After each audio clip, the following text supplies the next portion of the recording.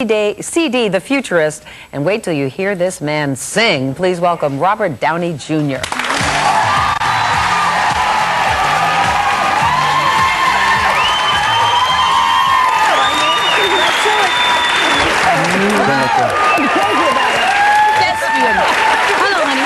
honey.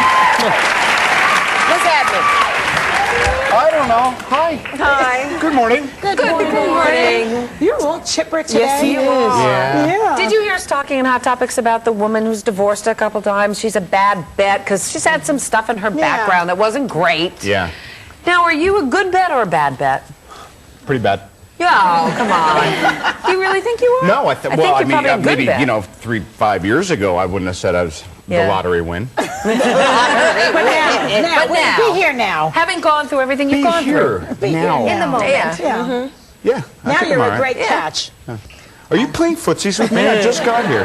I understand the two of you spent New Year's together. We did. Do you remember anything? You were pretty drunk. Oh, you are such a fibber. You were the one that were... Al and I had to carry you off the boat. Do you even remember? You were so bad. No, you were fine. You were lovely. We stretched out and watched the fireworks We did. together. It was really fun. a lot of fun. Really, Miss Jones? What do you mean by stretched out? Where were you? Where were we? In St. Bart's. That's right. We were in St. Bart's. We had a great The time. rich and famous. It is not. It was. I mean, it was fun. Okay, we just had was a good time. Shut up. Be nice. You were stretched out in a dinghy? Or... You just want to go there. She was stretched out. Cute skirt. Go ahead. Talk to Dinghy him. was it? I don't know. I know we were talking about the Oscars this morning. You were nominated in '93 for Chaplin. What was it like when you heard your name? Oh. Well, I just remember I was doing a movie and Kevin Kline was in it, and we were supposed to have lunch, I think, maybe that day or that week. And he said he wasn't going to be able to make it because he was really busy and his wife was in town. And he walked up in the makeup trailer and said, "You know what? Actually, Robert, I think I will be able to make that lunch with you." He played Errol Flynn, didn't he, in Chaplin? Douglas Fairbanks, yeah. Douglas Fairbanks. Oh, close. Same guy. Whatever. That's nice research here, huh? Listen, it was 10 years ago. That's right. I'm supposed to be the one who doesn't remember stuff. I have an excuse. But wait, okay, not seriously. As an Oscar-nominated actor, you get very serious and difficult roles, and as Joy said earlier, a lot of people consider you to be one of our great young actors. I think he's great. Exactly. We've talked about that before.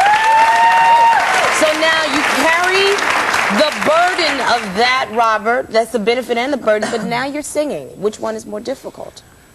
Well, I'm a little bit of a perfectionist, and singing. I mean, you could tweak forever on a song when you're recording it. You could just nah, let's do verse 1 again. Robert, the album's coming out in 11 minutes. Stop it.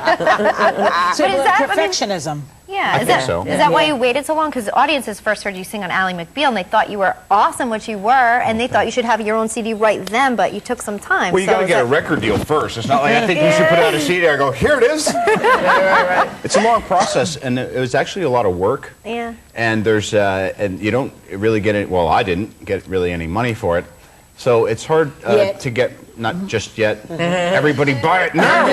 But it's a little bit, you know, it's more of a labor of love, I guess. Do you like it better than acting? I don't want to say I like it better, but it's really nice because it's a lot more autonomous. Yeah. The downside is I don't have anyone else to blame but myself if it sucks. But do you also have to fight a bit of perception because you are an actor, and here's the actor coming out with the album now, and people are going, well, what does he know about singing? I think it's gross when actors do that crossover thing and make records. Yeah. And I figure, well, I guess I'm gross. I don't know. Well, singers are becoming actors, so why can't actors become singers if there's talent? I mean, I think truth be told is there's a lot more of that kind of stuff going on nowadays. I don't think people are as stingy with the perception they'll have of someone. If they like them in this, they'll give them a shot in that, you know. Right. Sometimes they wish they hadn't afterwards, but, you know. But when you were younger, did you do musical theater and stuff in high school? I did some musical theater, yeah. I was actually in probably the worst off-Broadway show in history. What was that? I don't even want to talk about it. Is that bad? It was so bad that it doesn't even bear mentioning. Plus, we have other things to discuss. Yes, actually. See how diplomatic I just was? You know what else? I read that you were living art. What does that mean? You were like one of those mimes in Central Park, those annoying mimes? What did you do as a living art person? I was Errol Flynn. No. What I would say is Don't make fun of the elderly, okay? Yeah, I worked at a club called Area, and I sent Gumby dolls down a conveyor belt in this installation they had wearing an orange spacesuit for $10 an hour, and all the Kvass I could drink, And all of the which was about $300 an hour. Which is interesting because we talked earlier that you said 10 years ago you might not have been the best bet or the lottery winner. Yeah. However, I read, let's go with the research again, Oh. that you said this making this album helped you heal, helped you become who you are today. Yep. Oh, good research. Go ahead. Tell me you. about it. I think that I want to commend her for actually knowing what she's doing. It's not fair. No, seriously? No joke? Yeah, the way that it helped me, and the way that I would encourage anybody who's attempting to reinvent themselves, whether they're in the public eye or not, is you do something that you have some fear or hesitation about, or something that's been unrequited for you, and you really throw yourself into it.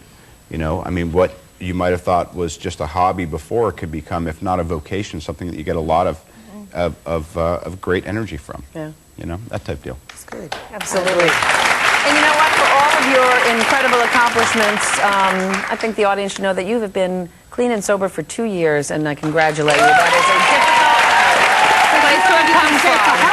And he's sticking around when we come back, because he's going to tell us about the love of his life, who's part of the reason he's doing so well. We'll be right back.